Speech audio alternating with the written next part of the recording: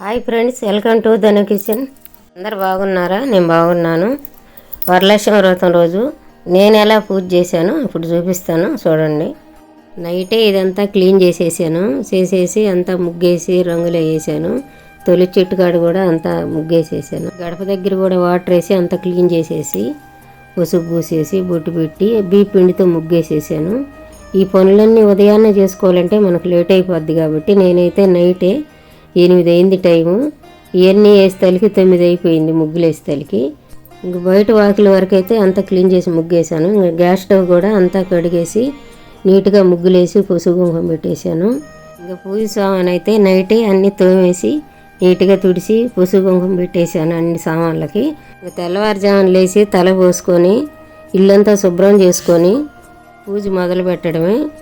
మనం పూజ చేసే దగ్గర పసుపు పూసుకొని బీప్ పిండితో ముగ్గేసుకోవాలి. అలాగే పీటకు కూడా పసుపు కుంకుమ పెట్టుకొని ముగ్గేసి పూలు వేసుకొని రెడ్ కలర్ క్లాత్ వేసుకోవాలి. పీట మీద వేసినాక 3 గుప్పిళ్ళు బియ్యం వేసుకోవాలి. 3 గుప్పిళ్ళు బియ్యం వేసేసి పసుపు కుంకుమ వేసేయాలి.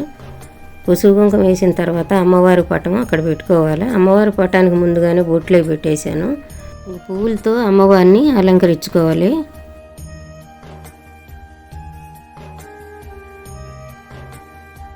అమ్మవారికి తామర పూలు అంటే చాలా ఇష్టం, అందుకని తామర పూలు కూడా పెట్టాను. పసుపుతో గౌరీదేవిని చేసుకొని తమలపాకు మీద పెట్టుకోవాలి. తర్వాత ఏంటి పసుపు కుంకుమ వేసుకొని ఇప్పుడైతే దీపాలు వెలిగిస్తాను. ఆవు నెయ్యితో దీపారాయణ చేస్తే చాలా మంచిది, అందుకని నేను ఆవు నెయ్యి వేసి దీపారాయణ చేస్తాను. వరలక్ష్మి వ్రతం రోజు గౌరీదేవి దీపం వెలిగిస్తే చాలా మంచిది. నేనైతే గౌరీదేవి దీపం వెలిగించాను.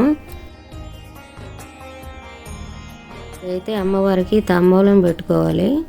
తాంబూలం పెట్టుకున్నాక మనం చేసుకున్న ప్రసాదాలన్నీ పెట్టుకోవాలి. 5 రకాలైనా పెట్టుకోవచ్చు, 9 రకాలైనా పెట్టుకోవచ్చు. నేనైతే అన్నీ 9 రకాలు చేశాను. ఇప్పుడు అమ్మవారికి తాంబూలం ఏమేమి పెట్టానో చెప్తాను. పట్టు చీర, పువ్వులు, ఆకు ఒక్క, అరటిపళ్ళు, గాజులు, 2 డజన్లు గాజులు అన్నీ పెట్టేసుకొని ఆ తర్వాత టెంకాయ కొట్టుకోవాలి. గౌరీదేవికి ఒక టెంకాయ కొట్టుకోవాలి, అమ్మవారికి ఒక టెంకాయ కొట్టుకోవాలి మనం.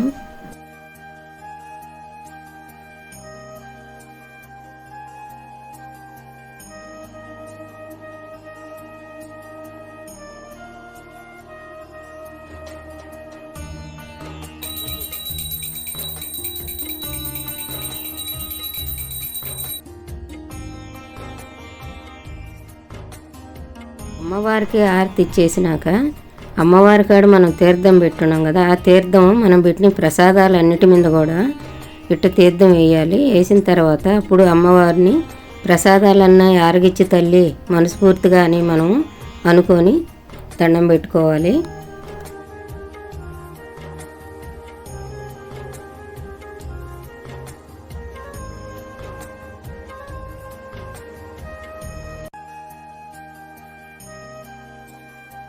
ఇప్పుడైతే మన ఇళ్ళ పక్కన వాళ్ళందరినీ పిలుచుకొని వచ్చి 9 మందినైనా 11 మందినైనా పిలిస్తే తాంబూలం ఇచ్చు. నేనైతే 9 మందిని పిలిచాను. ఈ 9 మందికి పసుపు పూసి బొట్టు పెట్టి తాంబూలం ఇవ్వాలి మనం. తర్వాత ప్రసాదాలు కూడా పెట్టాలి 9 మందికి. మేము పిలిచిన ముత్తైదులందరూ కూడా అమ్మవారి కోసం పాట పాడారు.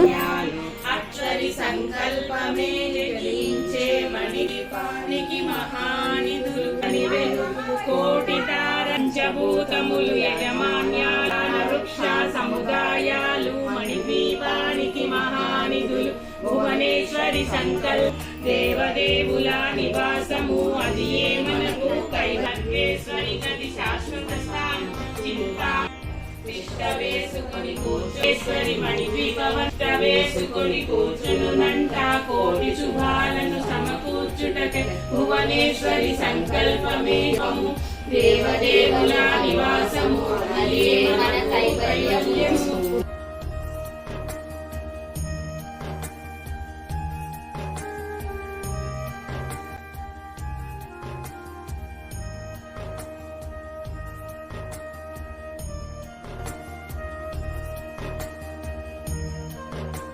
ఇచ్చినానమ్మా వాయిన ఇచ్చినానమ్మా వాయిన ఇచ్చినానమ్మా వాయిన.